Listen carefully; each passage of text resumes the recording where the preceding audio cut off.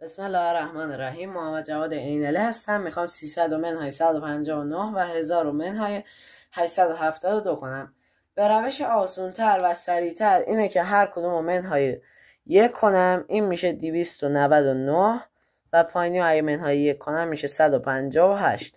حالا اینجا عمل تفریق رو انجام میدیم. 9 و منهای 8 میکنیم میشه 1، 9 و منهای 5 میکنیم میشه 4 و 2 منهای 1 میکنیم میشه 1.